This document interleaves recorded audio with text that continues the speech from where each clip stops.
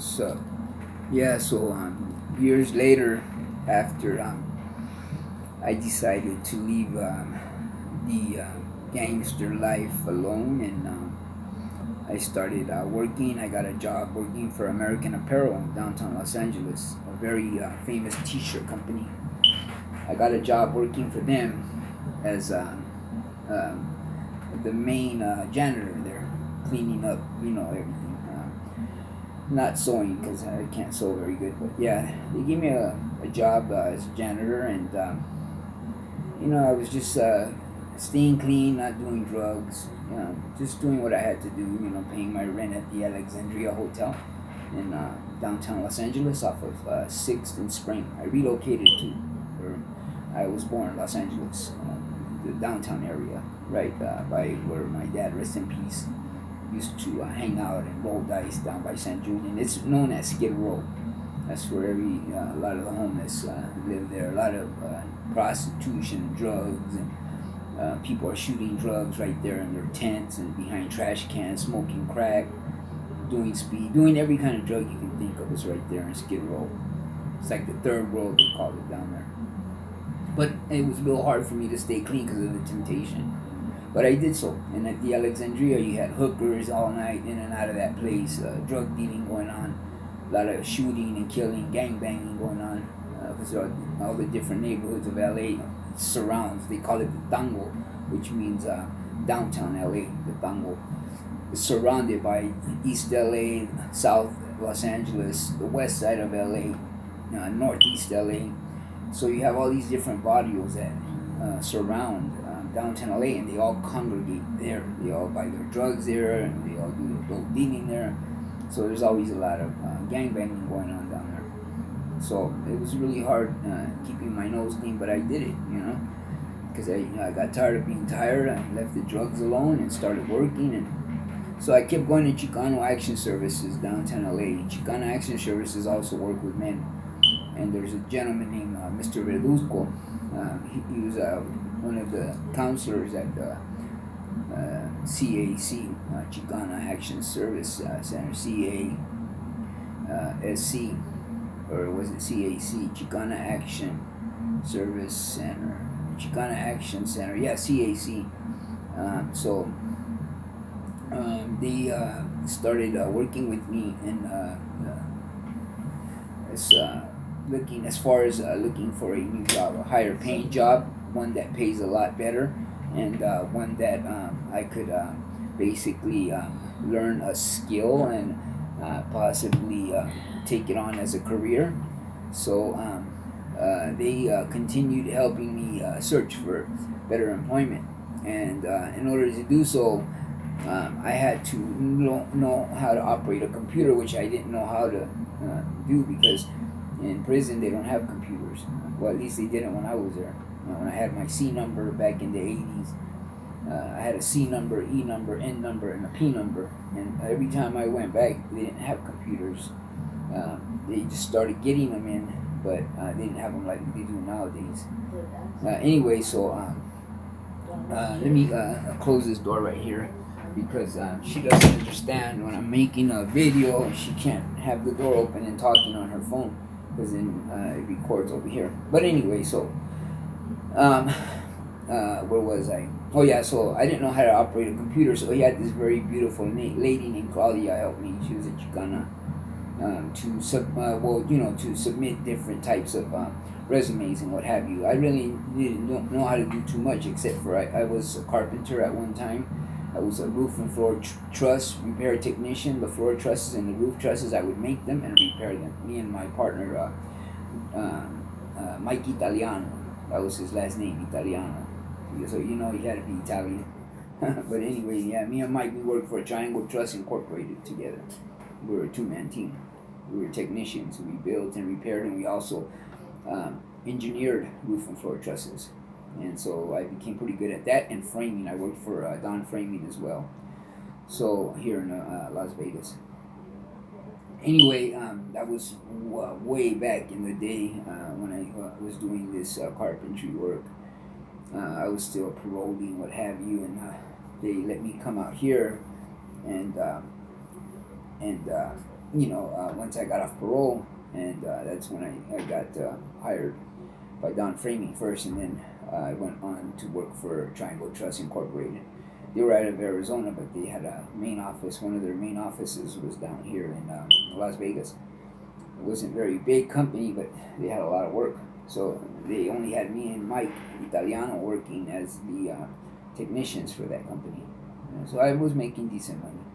But anyhow, so when I went back to LA, I ended up going back to prison, and I got out. Now I'm out, and I'm looking for a better job.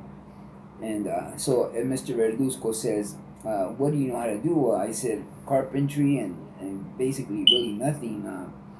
I said, let me think about that for a second. Wait a minute. That was a little bit before the carpentry work. That was 2001. 2000, I take that back. It was right, let me see, 99, I paroled. Yeah, 2000-ish. Somewhere in, I don't remember what month of 2000, but that's when he said, what do you know how to do?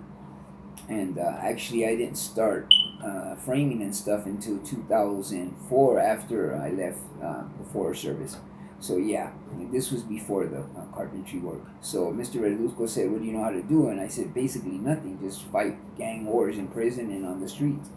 It's the only thing I know. But when I was in juvenile camp, I learned how to, I took a firefighting course at Camp Mendenhall while I was at Camp Munns. That was the only open camp that I was ever at before getting in a fight with that rat that told on his brother, Spider, from my neighborhood. Anyhow, it had Camp Mendenhall next door, and that was a fire camp. So they taught us how to fight fires and what have you, and we went out a couple of times with them. So I told them that's basically the only thing I know how to do when I was in juvenile camp, Los Angeles County Probation Camp. In Mendenhall, I was next door at Munns, but we took the firefighting course next door at Mendenhall, which is a fire camp. He said, well, let's check that. He went on the computer and he looked up USDA Forest Service Jobs.com. USDA stands for United States Department of Agriculture.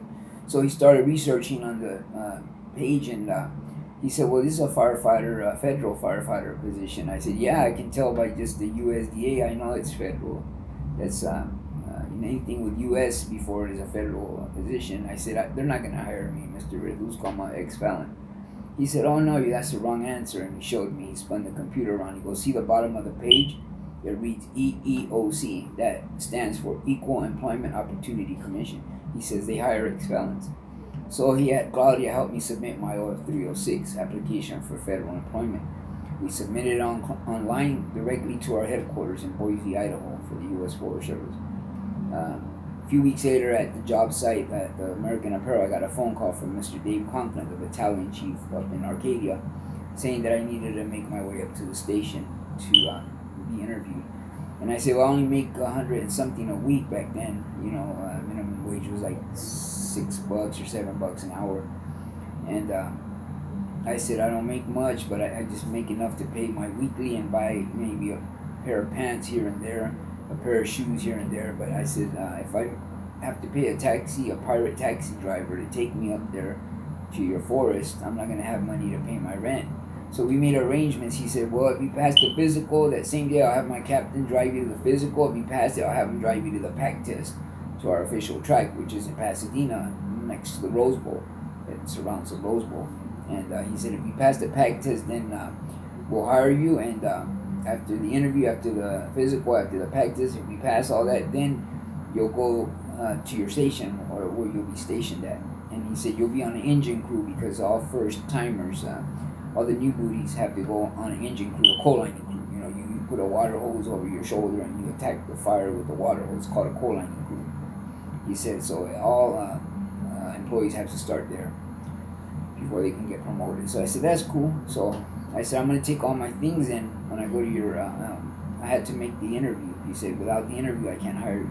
He said, like I said, after the interview, I have my captain drive you to the physical and to the back test, etc. Then from there to the station where you'll be living at. So I said, okay. I guess he thought I was joking, but he said, start hiking, because you're going to, and start training with your legs, lifting weights, whatever you can do with your legs, because you're going to have to hike with a 75-pound vest on. And you only have so many minutes to do the 2.5 mile hike around the Rose Bowl, which is mostly all straight up, maybe a little downhill, but the rest is uphill, maybe a little downhill. You're looking down into the Rose Bowl. I can see the 50-yard line, all that.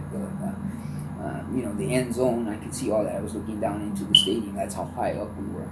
He says, so start training. So I did. Come 2 weeks later, 3 weeks later, when was the actual interview, I got there carrying, the lady got lost, and I kept having to call. She had a big cell phone back then. It was a car phone. I had to keep calling him. Hey, we're on this road. It says whatever, Timber Road. I don't know where we're at. He's like, oh, Timber Road, is that by the Angeles Press Highway? I go, I don't know. He's like, we didn't have GPS back then and all that. You had to just go by a map, physical, actually, where you had to open the map. It was on paper. You had to find your location like that. See, there was no computer, GPS, and all that back then. So he says, well, I know more or less where you're at. There's going to be a road up ahead called Loggers Canyon Road or whatever. So they had weird names like that have to do with the forest. So he's like, to make a right there, and follow it all the way up. So finally we found his station in Arcadia, up in the Angeles National Forest. And I did the interview, and when I walked in his office, I was carrying 2 duffel bags. He's like, what's that? And I go, it's my property and my belongings. He goes, what? That's your stuff? And I go, yeah. He goes, I thought you were joking when you said you had to bring all your belongings and stuff.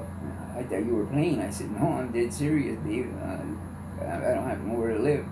I just paid this lady $140, $130 to bring me up here.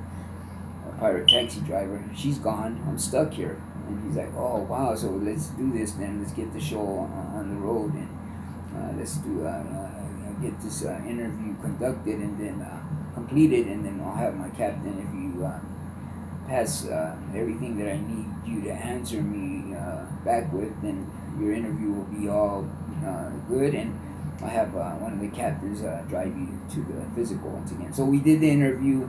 I said the things that he wanted to hear. He kind of coached me a little bit here and there. So he said the interview was good. He said, let's go out to the station. So we went out to where his station was, which was, they call it Little T, Little Tahunga. We went to his station, and we met with an engine crew captain. He said, you won't be stationed here, but I'm going to have this engine crew. There's no openings here, but I'm going to have him drive you to take the physical. So I did the physical. The doctor, I told him about the bullet in my spine. He already knew, because I had put that in my application. I didn't lie about anything. So he's like, well, that should be no problem. Your blood pressure's good. Everything's good. He said, yeah, you passed the physical. So then the captain drove me back up to Arcadia, to where his office was, Dave Conklin, the battalion chief of the Angeles National Forest, that area of the ANF, Angeles National Forest. He said, well, now I'm going to have him drive you to take the physical. So we went down to Pasadena to a doctor's office. I took the physical. I passed. So we went back up, and then an African-American gentleman, he was real tall, probably like 6'2" or 6'3", taller than me. He was taking a pack test with me. So they drove us out. He had his own vehicle. He followed our fire engine. I was riding in the fire engine. I didn't even have a vehicle back then.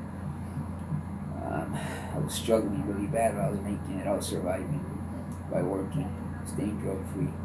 Anyway, so we drove to that doctor's office. He did the physical. I passed. Now they're driving us. He's following us. He's in his own vehicle. He's following the engine, the fire engine. The engine crew was with us. There's 6 of them. Let's see, 3 and 3. Yeah, 6 plus me, 7. But it was 6 man engine crew drove me along with the crew to the official track for the USDA Forest Service, where you take the pack test. Then they had to put the weights, 25 pound here, 25 here, 25 in the back, 75 pounds total. You put that vest on after they put the weight plates in there, 25 pounds each one. There's 3 of them, 2, one here, and one in the back, in the middle of the back. They slide them into a little slot. Then you put that vest on, and you hike. And they have a stopwatch, and they say start, and they push the stopwatch, and it starts ticking.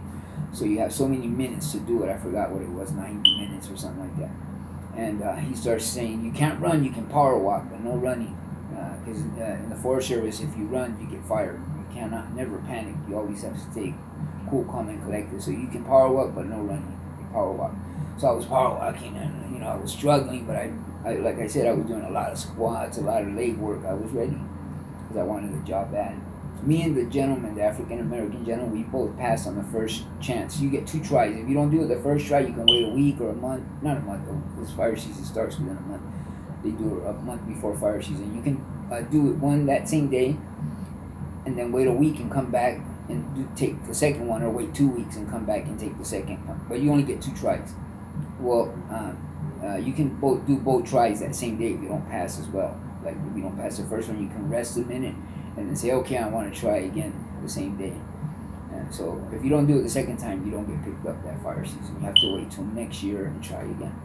So me and the African American gentleman, the brother, we both passed the test on the first try. So we were sitting there gasping for air. I remember him saying, "Gentlemen, both of you passed the PAC test.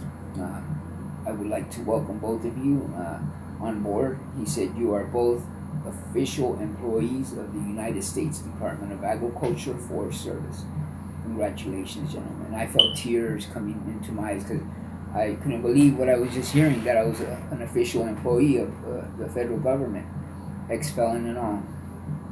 So I felt the tears welling up in my eyes, and I didn't have a phone then, so I said, "Can I use your phone, sir?" And he's like, "Sure."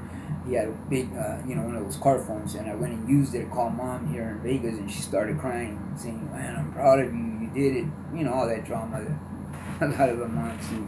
Anyway, so she was happy, and I was as well, and one thing led to another. I got the job. I had to go now to the station, but they said I have plans. The gentleman here, the African American gentleman, because he has no prior firefighting history, he's going on the engine crew. But you, Mr. Zambrano, I got a change of mind for you. You're no longer going to go on the engine crew because you were in a fire camp as a juvenile. You're going straight to a hotshot crew, and that's never been done, because usually everybody the first season has to go, or second and third season, the first few years has to go to engine crew for that fire season, then come back the next fire season and go back to that engine crew. And it usually takes like 3 years before you can go to a hotshot crew. But because of your prior experience as a juvenile in fire camp, Los Angeles County, I'm gonna go ahead and put you on a hotshot crew. And he said that's where you get a lot of hours. The hotshots are always on the road.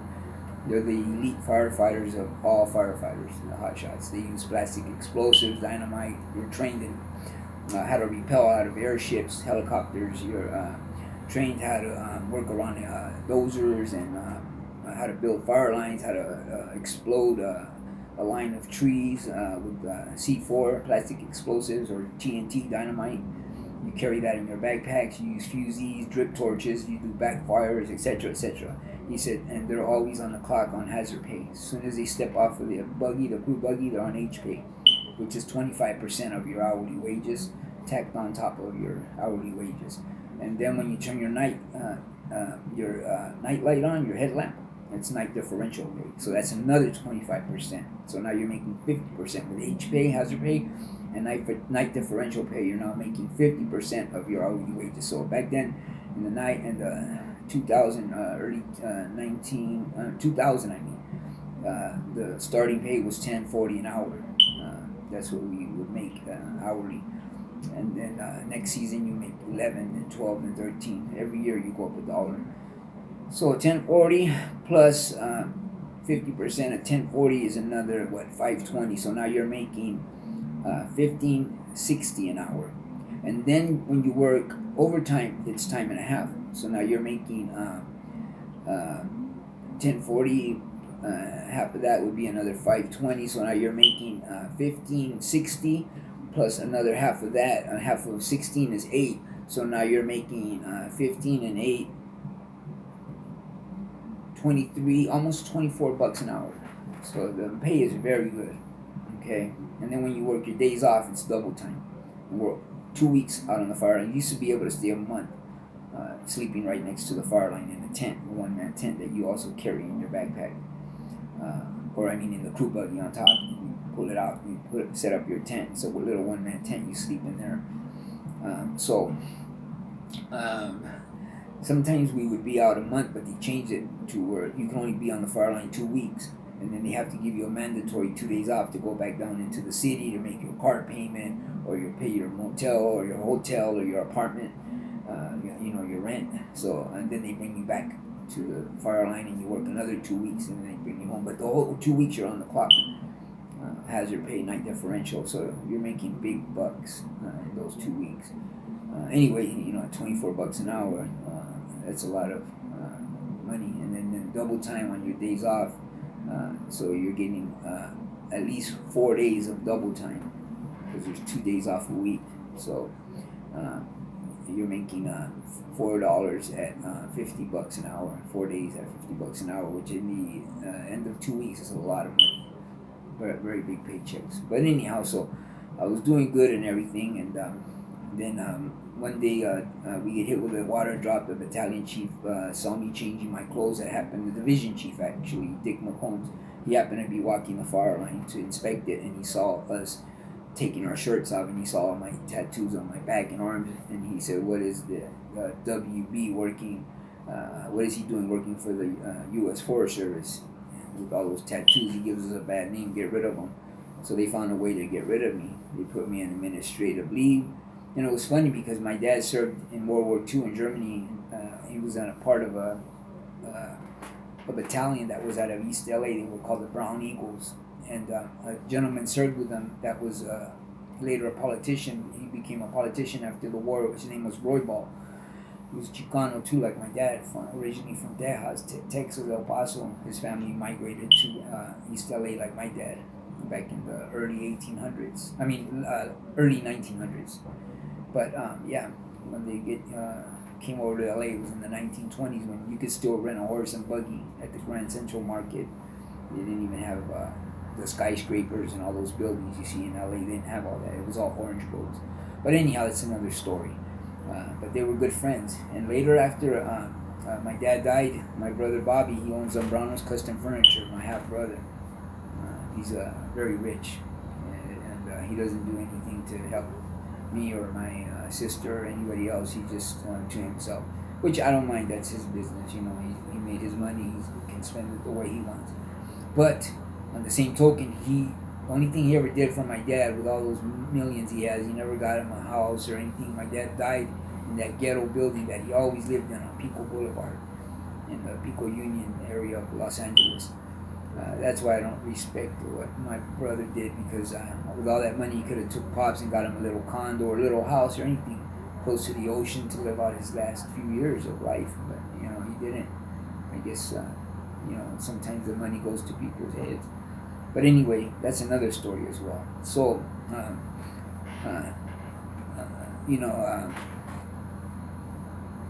when my dad served and he died after the war, he helped Roy Ball when he was a representative in East LA. He started in his political career as a representative before he became senator. So he was a representative of the East LA area. My dad, being a cook, after he got injured in the war, he became a chef, cooking for all the officers, because he didn't want to abandon his battalion out of East LA because he was injured. So he said, "I don't want to go back to the stateside. I want to stay here in Germany." And they said, "You can't fight no more. You can't here. You're disabled." "Well, let me cook then. I'll do something." And so they taught him to become a chef, and he started cooking for all the officers. And later, when the war was over, Representative Roy Ball said, "Mr. Zambrano, Tony, you're my good friend. You became a good chef in the service. Can you help cook these dinners while I'm campaigning to become senator?" So he traveled all over the country, the United States, with Senator Roy Ball. Well, he was Representative Roy Ball back then of the East LA area. He helped him campaign. He cooked these big, huge dinners, and he would invite all these high-powered politicians to help him become senator. So my dad became his personal cook, chef. And once Representative Roy Ball became Senator Roy Ball, and he went to Washington, to the House or the Senate, whichever one, the Senate. When he went to work in the Senate in Washington, D.C. at the White House, he was always in contact with my dad. So when my dad died, Bobby told him, he sent a letter to Senator Roy Ball. And Senator Roy Ball, I still think my brother has that letter. He sent the letter back to my brother saying, it read, to the United States Armed Forces. Mr. Zambrano served with me in Germany, and we fought the Nazis side by side. We went from trench to trench fighting the Nazis for our freedom. He's a very honorable soldier that fought alongside of me in Germany.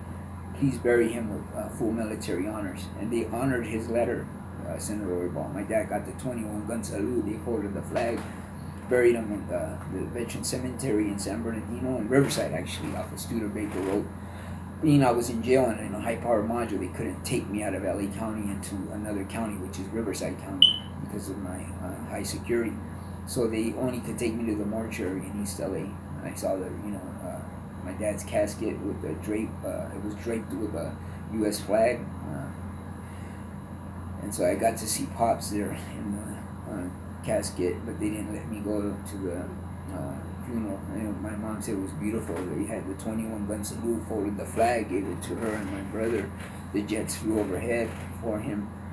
Senator Roybal hooked it up. So years later, when I get put on administrative leave from the Forest Service because of that idiot Division Chief Dick McCombs didn't like my tattoos, I filed a claim.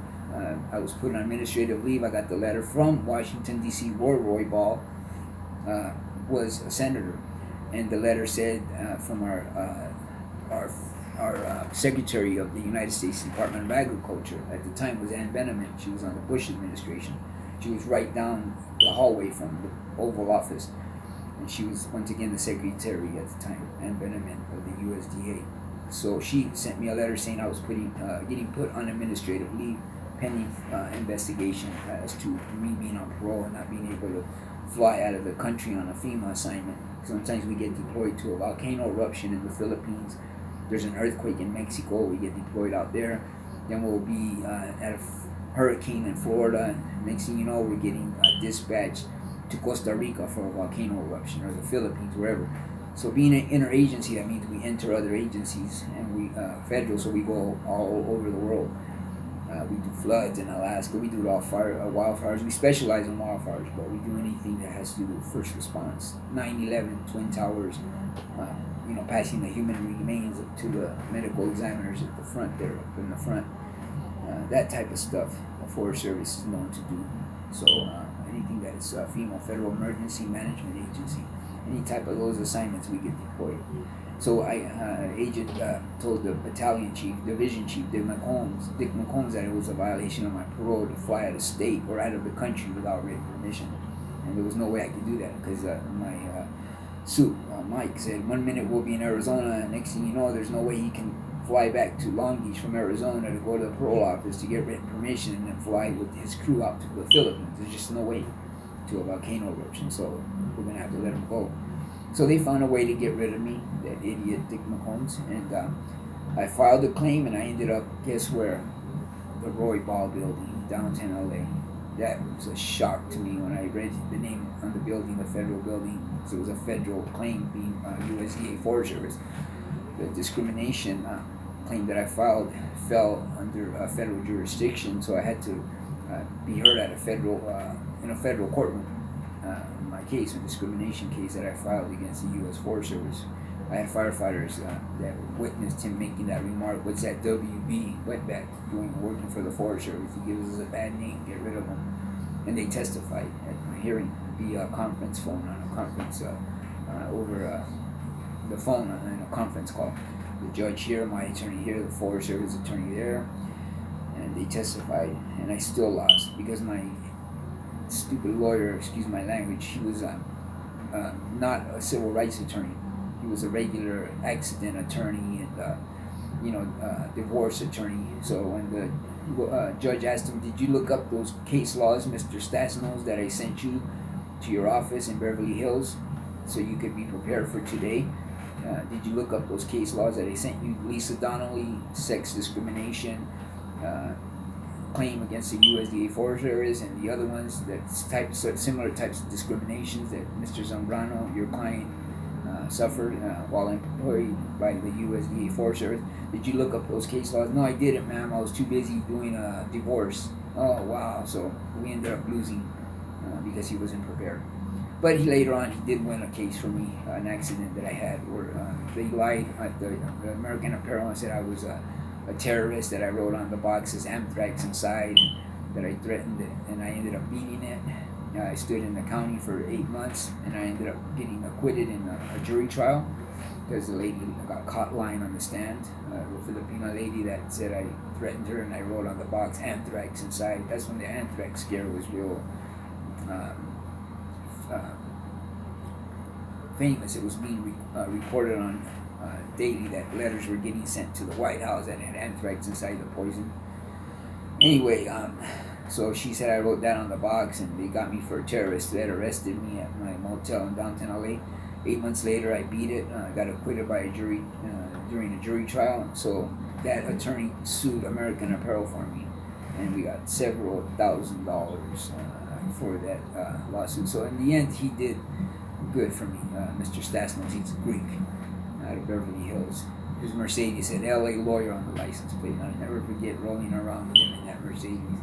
But anyhow, we made several $1,000s, both of us, in that case, and I ended up getting a better job working for the refineries as a hydroblasting technician. I flew all over with my 10-man crew, Texas, different parts of Texas, Houston, Port Lavaca, Corpus Christi, to work in the refineries during the shutdowns, the turnarounds, making good money in the refineries. So one thing led to another, kids. When you stay clean and you're drug free, that you can do good things, proper things with your life. So later on, I'll touch bases with you on some other issues and some other subjects as well. For now, I gotta help my elderly mom. I don't know, whatever it is she needs. I'm a caretaker now. But anyway, so you guys have a little bit more insight of how I got my life together and how you can too. Just have to accept the Lord Jesus Christ into your heart and let Him guide you. He'll never forsake you. Lord God Almighty is real. The day that I got shot as a 14-year-old kid, I remember yelling, "God, let me die," because I couldn't even be given an aspirin for the pain before they opened me up and separated my rib cage to stick a chest tube into my lung. The doctor said, "You're bleeding internally. Your lungs are filling with blood as we speak, kid. I have to open you up right away. All I can do is put a little ice on your side there to numb it. But I can't even give you nothing for pain because you're bleeding internally and you'll die of blood poisoning." And when I yelled, "God, please let me die," He answered my prayer and He let me die for a brief moment. I don't know for how long I was flatlined, because all I could see was darkness above, and I could look down and see my mom crying, sitting in the chair, the priest reading out of the Bible, sprinkling holy water on me, giving me my last rites. I could see all that, and I kept telling her, "Don't cry, I'm okay, wherever I'm at, I feel no pain." But then I started feeling scared and lonely, being a 14-year-old kid, and God felt my pain, and I said, "God, I don't know where I'm at, but wherever I'm at, I don't like it because it's dark. I don't know where I'm at. My mom can't hear me. I'm telling her to stop crying. I guess I'm just a spirit now." And He felt that I was feeling lonely and scared, so that's when two lights came on, and these two kind-looking faces came into view. One of them was an older gentleman with very light skin like me. He had colored eyes, green eyes, and salt and pepper hair come back. And he kept telling me, "Don't be scared, Armando. Where you're going, Armandito in Spanish, is paradise. We're your family. You're not alone." That's when I said, "God, disregard that prayer," when I was screaming at the top of my lungs when they were breaking my rib cage open, and I could see my heart pumping through the hole. And being that I had no pain medication, I kept yelling, "God, let me die." Well, disregard that prayer. Just let me go back down there. I could see myself on the gurney laying there, the flat red line showing that I flatlined. The doctor saying, "We can't bring him back this time. He flatlined twice, but we can't shock his heart anymore. He's done. He's dead." I could see all that, and I knew I was dead. So I said, "God, disregard that first prayer where I asked you to let me die, where I asked you to let me die. Let me go back down there, and someday I'll do something to make you proud of me." Well, that's how powerful this God is of mine, Jesus Christ, that He brought me back from death. So that's why I say, kids, just believe in the Lord God Almighty, and He will do beautiful things for you in your life. That's my elderly mom that I take care of. She's 88. So let me go ahead and feed her whatever it is I gotta do. We'll be touching bases on some other subjects in the near future. I just want to keep making these videos to show you kids that there's a better way of life. It's called Jesus Christ. You know, I don't walk around with a Bible. I struggle with my demons daily, but in the end, I always do the right thing because I ask God to guide me. Once again, He'll never forsake you. He'll always be there for you. He'll always be. I could always feel His presence, like when I died that night, when I was in prison in the hole, you know, stripped butt naked because I did something where the guards were so pissed off they put me in an empty cell with no bed mattress, no nothing, no mattress, no toilet paper, just butt naked. And I felt so bad and lonely that I would just bow my head. Sometimes tears would well up on my eyes, and I could feel God's presence right there holding my hand. And I would then stop feeling lonely.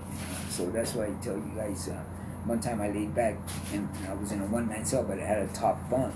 And when I laid back on the empty, bunk, metal bunk, I looked up and it said, "Just try Jesus."